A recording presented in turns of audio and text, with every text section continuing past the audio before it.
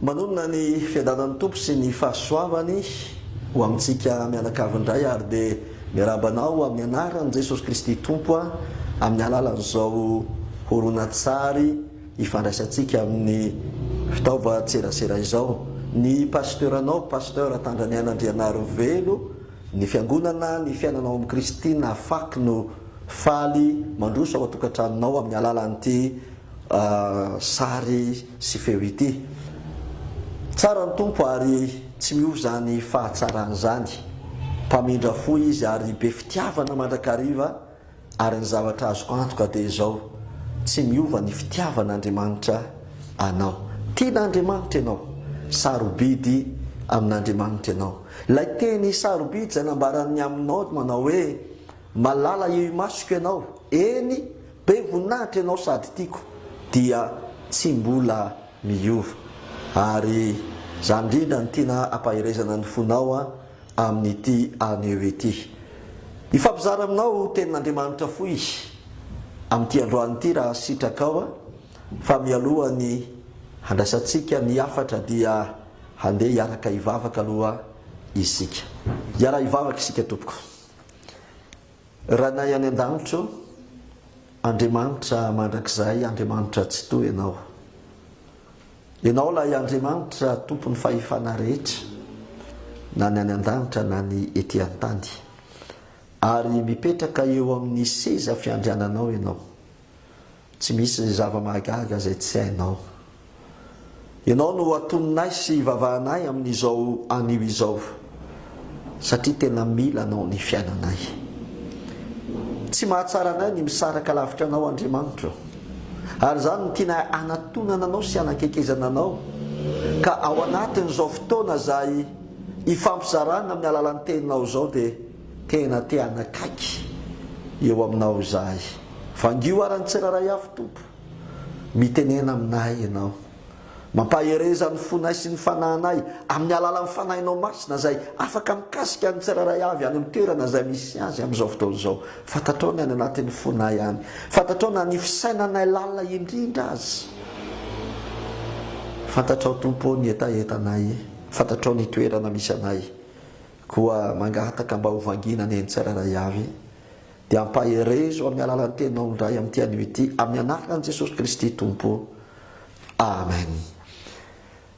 Amaky tenin'Andriamanitra isika ary havana malala zay ho raisintsika atao amin'ny bokin'ny Isaia mpaminany. Isaia toko faha 40 dia ny andininy fahatelo sy ny fahaefatra no raisintsika amin'ny anaran'i Jesosy Kristy tompo. Isaia toko faha 40 dia ny andininy fahatelo sy fahaefatra zay mivaky toy izao amin'ny anaran'ny tompo. Ny saina tsy miovaova dia arovanao ao amin'ny fiadanana tanteraka, satria matoky anao izy. Matokian'i Jehovah mandrakizay, matoky fa Jehovah tompo no vatolampy mandrakizay. Ny saina tsy miovaova dia arovanao ao amin'ny fiadanana tanteraka, satria matoky anao izy. Matokian'i Jehovah tompo, fa Jehovah tompo no vatolampy mandrakizay. Ry havana malala ao amin'ny tompo, izao vanim-potoana iainantsika izao, ry havana malala, irahantsika mahalala ny toe-java-misy ara-pahasalamana zay iainantsika eto amin'ny firenena. Fa misy fiantraikany eo amin'ny isam-batan'olona izany toe-javatra mitranga izany. Anisan'ny zavatra zay mahazo ny sarambaben'ny olona ary azo tarafina eny rehetra eny dia mahazo ny maro amin'izao fotoana izao ny tahotra, ny tebiteby, ny fanahina. Azontsika tarafina zany amin'ny fihetsika, amin'ny resaka ifanaovana, na eny mpiaonana eny na any anaty tambazotra tserasera, dia mahazo ny olona ny tahotra, mahazo ny olona ny tebiteby, mahazo ny olona ny fanahina, ary dia misy fiantraikany amin'ny fiainantsika izany.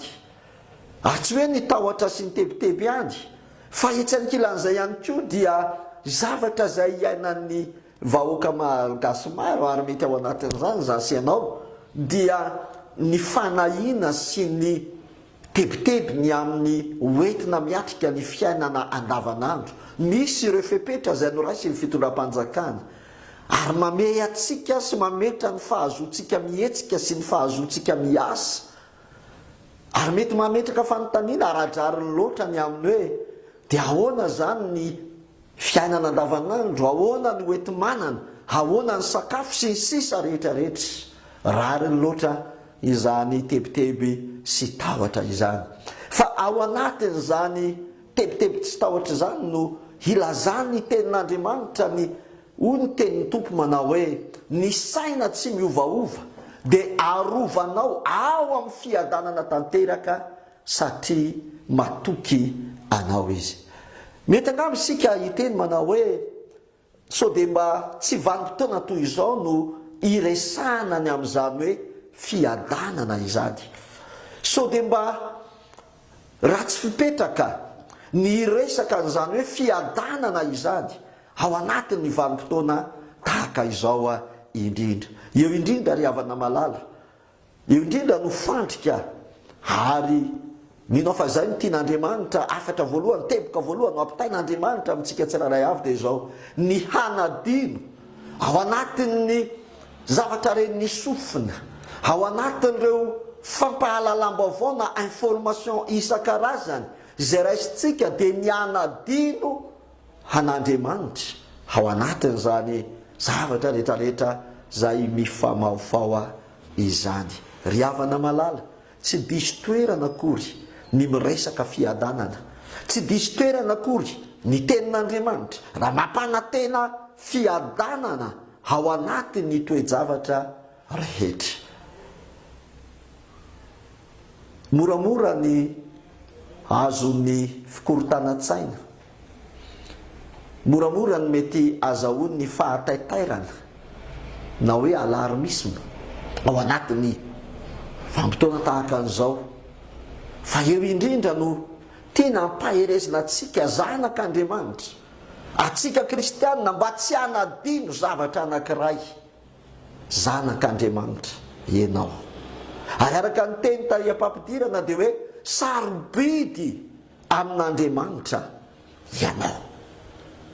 Na coronavirus, na gripa mahery, na cancer homamiadana, na VIH sida izay mety holoza mandringana, dia tsy manova na inona na inona amin'ilay fahamarinana anankiray hoe zanak'Andriamanitra ianao. Asa dimy mandrakarivo zany ry havana malala. Indraindray mantsy dia mety ho fandrika azo atsika kristianina zanak'Andriamanitra rehefa misafotofoto izao tontolo izao, rehefa mikorota-tsaina ny olona, rehefa mandeha ny resaka isan-karazany, mifafy ao anatin'izany. Tadidio tsara fa ao anatin'ireny karazana feo mety eo ny fampahalalam-baovao. Tena tsara ny ahalalantsika hoe inona ny zava-misy eto amin'ny firenena, inona ny zavatra atrehantsika, inona ny loza mitatao. Tsy maninona ny mandeha an'izany, ary tena ilaina ny mandeha an'izany. Fa ao anatin'izany afatra zany tokoa dia mety hanararotry Satana handeha amin'ny finotsika, hamafy tahotra, hamafy fanahina, hamafy tebiteby. Eny, ny zavatra tena goavana be ataony dia izao: hanala ao anatinao, hanala ao anatiko, hamafy ao anatitsika ny fahatokiana an'Andriamanitra. Averiko ihany hoe ao anatin'ireny zavatra rehetrarehetra izay mety mitranga sy hatrehan'ireny dia mila tena mahay manafaka tsika ny hoe inona no vaovao, information tsara ho fantatro, inona no zavatra tokony ho fantatro. Sy mahafantatra ilay feo an'ny Satana izay mamafy tahotra, izay mamafy fanahina, izay mamafy tebiteby, izay manimba finoana, mampizongozona finoana ka mampanadino atsika. Fa manan'Andriamanitra tsy toy isika, izay miaraka amintsika, mihevitra atsika, miaro antsika. Ny tena tanjo Satana dia ny ahatonga sy ahatonga anao hanadino an'Andriamanitra, ny ahatonga sy ahatonga anao tsy hatoky an'Andriamanitra intsony, ny ahatonga sy ahatonga anao hanomboka isaina amin'ny fomba fisainan'ny olona rehetra, hanomboka hetsika tahaka ny fihetsiky ny olona rehetra, hanomboka hanara-drendrano dia lasa hitovy ny olona tsy manana an'Andriamanitra sy ny manana an'Andriamanitra. Ry havana malala, azadiny mandrakarivo izao fahamarinana izao. Jehovah Andriamanitsika, ilay tompo Andriamanitsika, ilay Andriamanitra ray zanaka fanahy masina, izay efa namonjy ahy ary namonjy anao, efa nanome zanany ilay tokana ho faty teo amin'ny hazo fijaliana ho aisy ho anao, hamonjy atsika amin'ny fahaverezana mandrakizay. Dia mbola Andriamanitra velona, mbola Andriamanitra miasa, tsy miova ny fitiavany anao, tsy miova ny fieverany anao, tsy miova ny fijereny akaiky ny amin'ny fiainanao. Tsy hoe tamin'ny vanim-potoana mety lamina ny zavatra rehetra, ny ringa ny zavatra rehetra, tsy tamin'izany ihany Andriamanitra no tianao, tsy tamin'izany ihany Andriamanitra no nihevitra ny amin'ny fiainanao, ny tantananao, miaro anao, fa indrindra ao anatin'izao vanim-potoana, ao anatin'izao vanim-potoana izay mampisahotaka ny maro, mahataitaitra ny maro, mampikorotana ny fisainana sy ny fo, dia ao anatin'izao vanim-potoana izao dia tsarovy mandrakariva ary havako, tsarovy fa eo akaikinao Andriamanitra isan'andro, miaino anao izy, mahita anao izy, miay anao izy, ary mihevitra ny amin'ny fiainanao. Zavatra anankiray no ampahereza amin'ny tenin'Andriamanitra izay niraisintsika teto dia ny hoe ny saina tsy miovaova dia arovanao ao amin'ny fiadanana tanteraka. Inona moa ny atao hoe saina tsy miovaova? Ny saina tsy miovaova ny havana malala dia ny olona izay mibanjina an'Andriamanitra mandrakariva, mijery an'Andriamanitra, ilay Andriamanitra izay tsy miova. Rehefa mibanjina an'Andriamanitra ny fijerintsika, rehefa mijery an'Andriamanitra ny masontsika, rehefa mifantoka amin'Andriamanitra ny fisainantsika, rehefa mitoetra ho matoky an'Andriamanitra ny fotsika, dia izao ny zavatra tadidiro ry havana malala. Ilay Andriamanitra izay banjininao, ilay Andriamanitra izay itokinao, ilay Andriamanitra izay anteheranao, ary ilay Andriamanitra izay andrandrainao, ilay Andriamanitra izay tomponao, dia Andriamanitra tsy miova io. Ny isan'ny olona mety voan'ny coronavirus mety hiova isan'andro.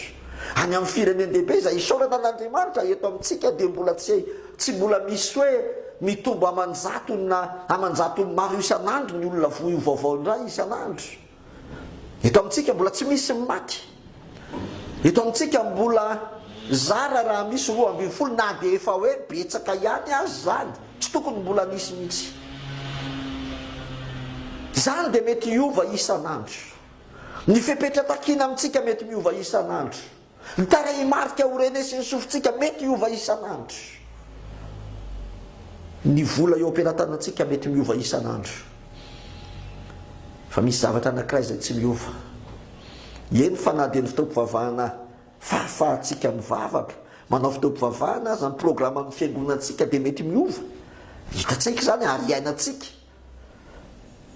Fa zavatra anankiray no azo antoka ry havana malala.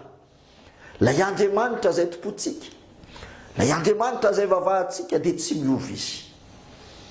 Ary ny ahatonga ny fisainantsika tsy hiovaova, ahatonga ny tosidrantsika tsy hiaka-midina amin'ny zavatra izay renesin'ny saina sy ny renesin'ny sofina sy miditra ao anatin'ny saina, zavatra anankiray tsy hampiovan'izany.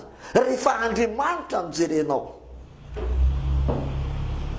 afaka hiteny ianao manao hoe eo am-pelantanan'Andriamanitra ny zavatra rehetra, eo am-pelantanan'Andriamanitra ny fiainako, eo am-pelantanan'Andriamanitra izay ho aviko, eo am-pelantanan'Andriamanitra ny fiainako za sy ny ankonako.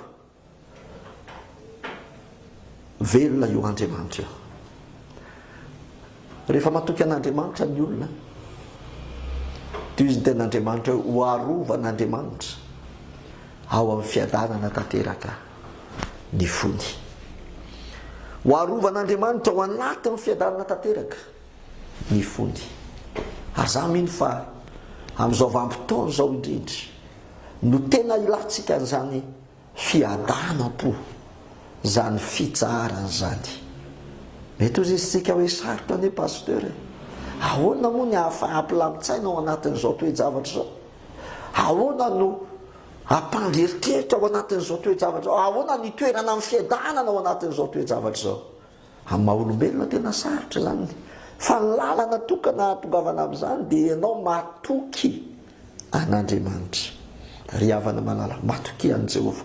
Izay ny fampaherezany andininy faharoa ny vakitsika teo. Matoky an' Jehova. Fa Jehova irery ihany no vatolampy mandrakizay. Ny vatolampy ao amin'ny Baiboly dia hanoarana fiarovana ary hanoarana endrika fanorenana fiainana azo antoka mafiolona. Vatolampy dia fiarovana, fierena amin'ny loza, fierena amin'ny zanatsipika, fierena amin'ny lefona. Izay alefa ny fahavalo raha misary ao amin'ny Baiboly no jerena. Ny vatolampy no fierena azony olona hierena amin'ireny zavatra alefanay ratsy ireny. Ny coronavirus ane dia zanatsipika mahafaty alefa an'ilay ratsy. Fa isika kosa dia ampaherezan'ny tenin'Andriamanitra mba hatoky an' Jehova.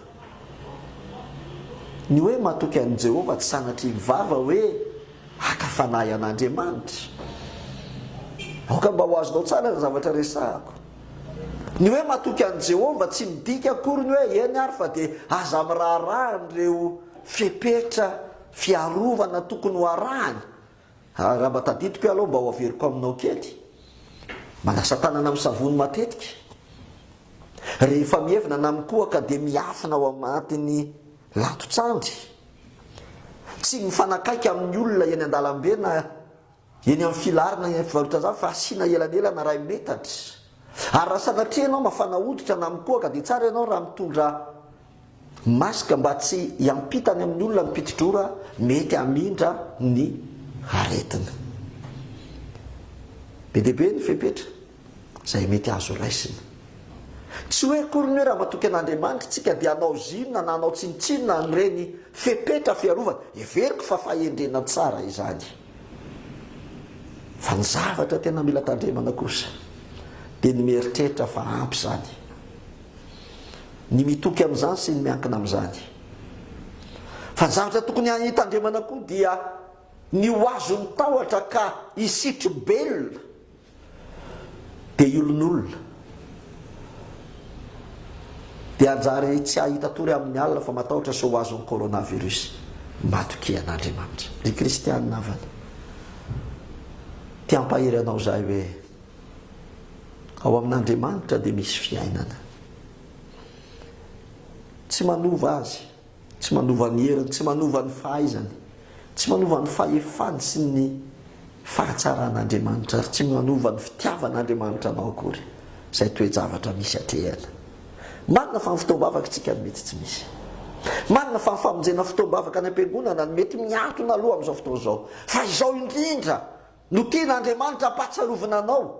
Fa tsy anam-piangonana ihany Andriamanitra no eo akaikinao, fa isan'andro, isan'alina, isan'ora, isa-minitra, isa-tsekondra.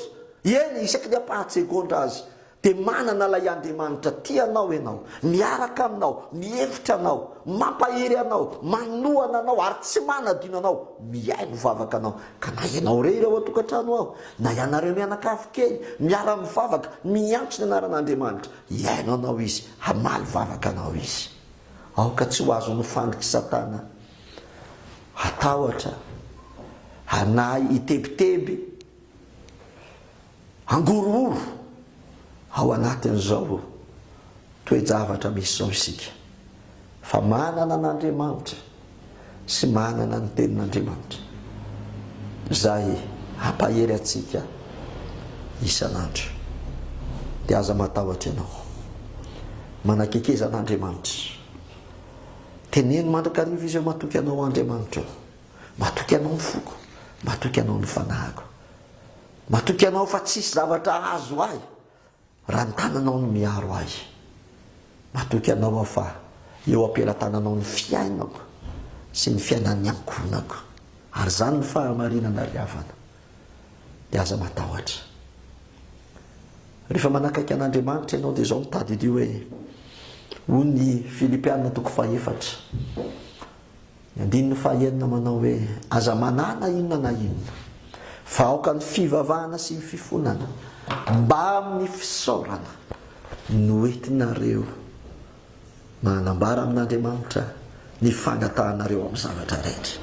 Ary eo amin'ny andininy fahafito dia izao ny anohizany azy hoe ary ny fiadanan'Andriamanitra izay mihoatra noho ny fahalalana rehetra hiaro ny hevitrareo sy ny fonareo ao amin'ny Kristy Jesosy. Tena mila arovana ny fontsika, tena mila arovana ny saitsika ao anatin'izao toe-javatra misafotofotsy zao.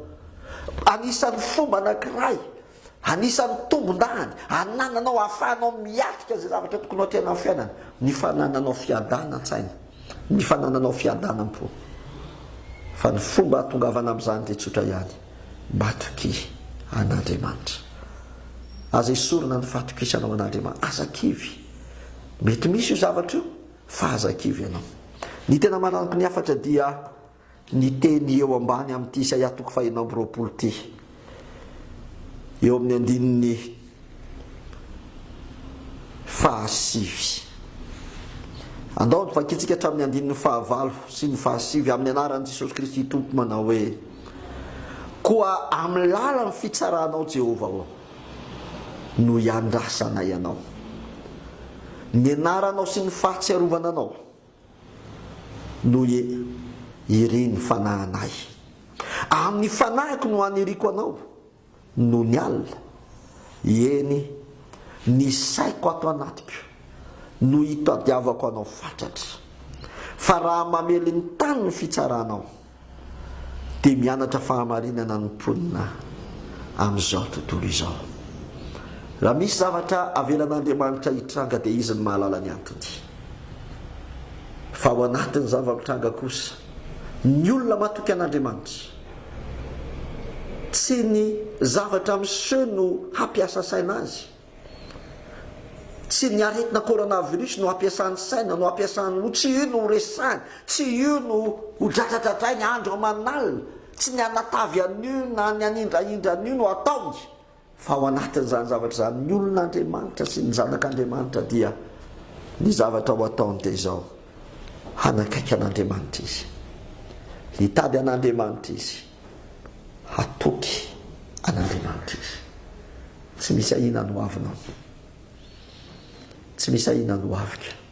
Ary za mino fa rehefa tena mipetrika eo tanin'Andriamanitra ny finoantsika sy ny fanahintsika, ao aorianan'izao zavatsarotra lalovan'izao, hitombo amin'ny tsaratsara kokoa ianao. Hamangy anao aneny fanahin'Andriamanitra, hitay anareo menakavy kely aneny Tompo, ary anarona anareo ny ran'i Jesosy Kristy amin'ny fiarovany mahagaga ny arovan'Andriamanitra. Anareo menakavy kely, eo akaikinareo ny Tompo, eo akaikinareo izahay, mivavaka ao anareo, mahatsiaro anareo, manonona anareo isan'andro, ary mametraka anareo am-pelatanan'ny Tompo. Koa mahereza azakivy fa miaraka aminao Jehovah Andriamanitra.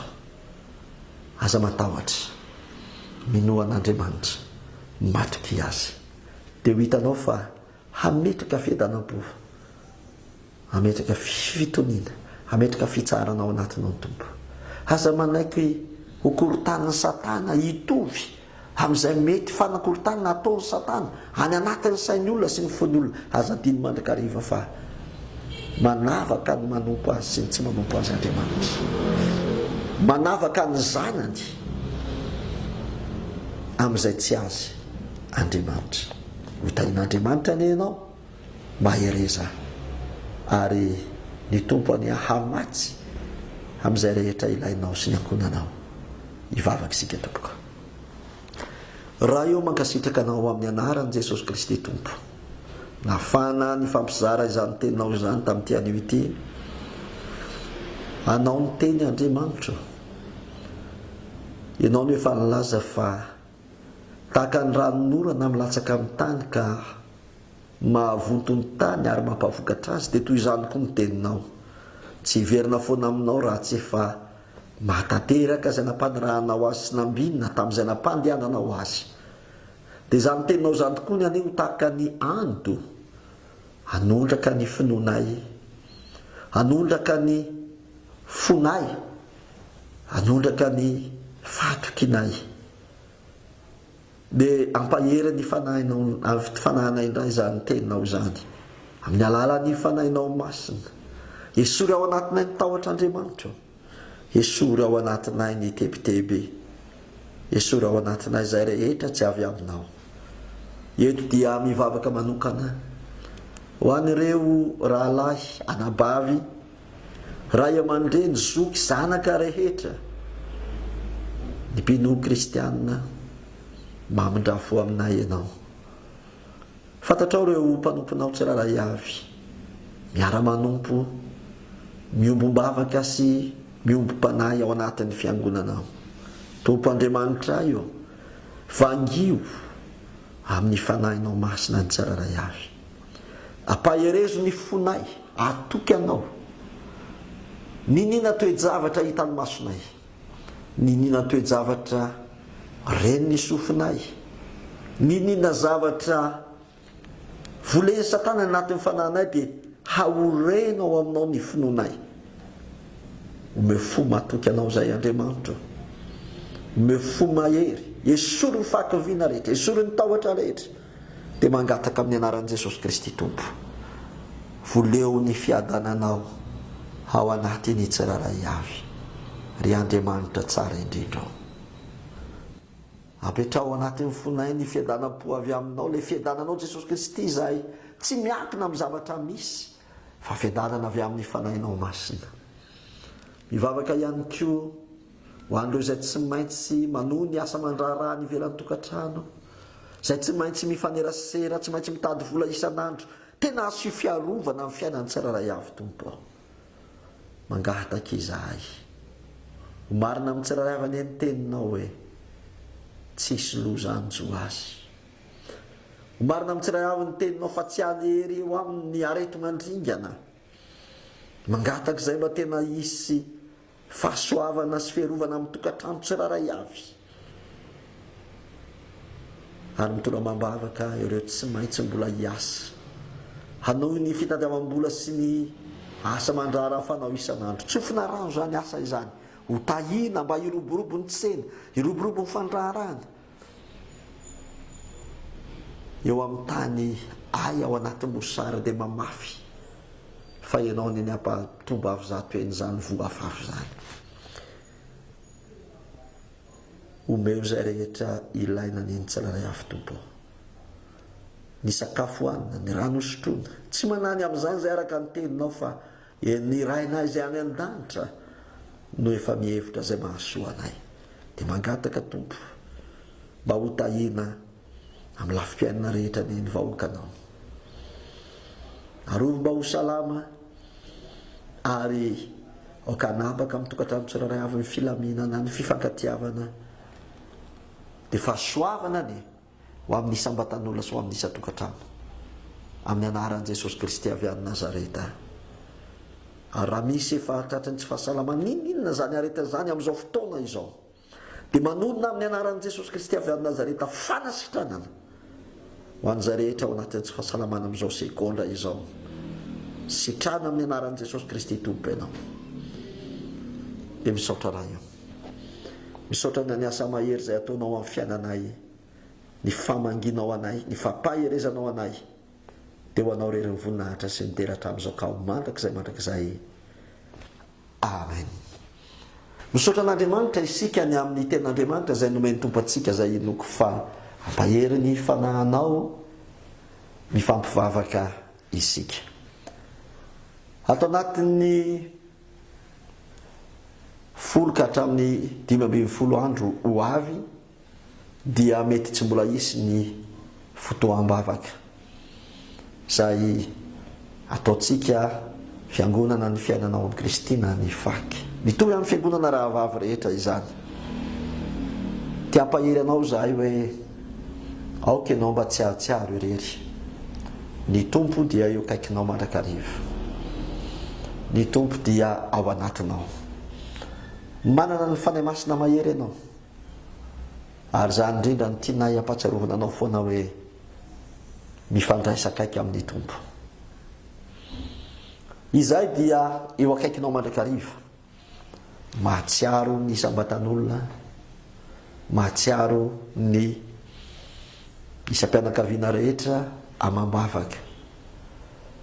Tonononay ny anaran'izay voatonona, alainy asara ny eritreritra ny endrik'izay tsy tsarona ny anarany, fa mampanantenanao kosa izay ary mahametoky anao eo anatrehan'ny tompo, fa mahatsiaro anao, mahatsiaro anareo mianakavy kely amambavaka izay, ary mitondra anareo amambavaka mandrakariva eo anatrehan'ny tompo. Ny laharana finday azontsika ifandraisana dia ny 03250 959 83. Andray anao, azonao pipena dia miverina miantso anao, azonao andefasana SMS kely hoe mba mila resaka pasteur na mila vavaka pasteur. Izahay dia afaka mamary anao koa amin'ny messenger ao amin'ny anarana Tandra ny aina Andriana Arivelo. Ny compte Facebook ny fiangonantsika ny fiainan'ny Kristina FAC dia azonao arahana sy jerena ihany koa, izay azontsika ifanakalozana, dia tianay ny mampatsiaro anao an'izany rehetra zany, mba azontsika mifandray sy mifanakaiky na dia tsy misy azany fotoam-bavaka. Tia ampahery anao fa ny fotoana tahaka an'izao indrindra no fotoana fanakekezana an'Andriamanitra, mahereza mivavaka, ny tsiraray avy dia mivavaha. Tena manana fifandraisana amin'Andriamanitra isan'andro. Efa fanao antsika hatramin'izay zany, fa fampatsiarovana no atao. Mampahery anao koa hanohy hatrany ny fanohizana ny fizara famakina ny tenin'Andriamanitra araka ny fandaram-potoana izay efa iarahantsika fiangonana manao amin'ny calendrier famakian-teny izay efa arahantsika isan'andro hatramin'ny taom-baovao. Mampahery anao mba hatoky amin'izany famakina tenin'Andriamanitra zany, satria ampahery ny fanahinao zany. Misy ireo tenin'Andriamanitra fampianarana tao am-piangonana, hatramin'izay izay volona azonao afarana, omenanao amin'ny manaraka ihany ny fomba ahafahanao manafatra izany sy ny ahafahana mampita an'izany aminao. Fa ity afatry ny tenin'Andriamanitra izay fanolorantsika ity, izay ezahana isy matetitetika amin'ity herinandro ity, 2 na 3 mandra-pahatonga amin'ny faran'ny herinandro, dia mba angatahana aminao, aparitaka amin'ny namana rehetra izay mety hanananao adresy compte Facebook, hanananao compte ny messenger, ny fantatrao namana mpiara-mivavaka, dia aparitao ifampaherezana ho an'ny tsiraray avy. Akekezo ny tompo, averiko ihany, mahereza mivavaka, mazotoa mamaky tenin'Andriamanitra, fa fiainana ho an'ny fanahinao zany, ary anisan'ny fanohananao ny fiainam-panahinao ao anatin'izao vanim-potoana sarotra izao. Dia ampahery ny isa-tokantrano koa izay, mba hanao fotoam-bavaka iombonana ny mpianakavy isan'andro arak'izay azo atao. Tsy voatery ho fotoana lavabe, fa mba manana fotoana ny mpianakavy na dia 10 minitra ihany aza, mba iarahana mivavaka, ary hitaonantsika rehetra ihany koa isaky ny amin'ny 7 ora alina, mba hanatanteraka ny tenin'Andriamanitra hoe raha ny oloko izay natsoina tamin'ny anarako no avy hanetry tena ka hivavaka, hiala amin'ny ratsy fanaony, hivavaka sy hitady ny tavako, dia hiaino any an-danitra aho ka hanasitrana ny taniny. Ry havana malala, tsy hoe akory ny coronavirus no mahatonga antsika hivavaka. Zany dia zavatra tokony nataontsika hatramin'izay, ary tokony efa ho fiainantsika hatramin'izay, ary fiainana hatramin'izay no hoe mivavaka manao fifonana ho an'ny firenena, mba nitanindrazantsika ho an'ny vahoaka malagasy, ho an'ny vahiny rehetra izay mono netona iza na izy. Fa androany dia tia netana kosa hoe mba ho ataontsika miaraka nisaky ny amin'ny 7 ora alina ny vavaka fifonana ho an'ny malagasy, ho an'ny Madagasikara izay rehetra monina sy mivahiny ao aminy. Ho tain'Andriamanitra ny tsiraray avy. mivavaka ho anao izay. Averiko indray mandeha ny laram-pinday izay azontsika hifandraisana sy hifaneraserana. Pasteur Tandraniana Andrianarivelo.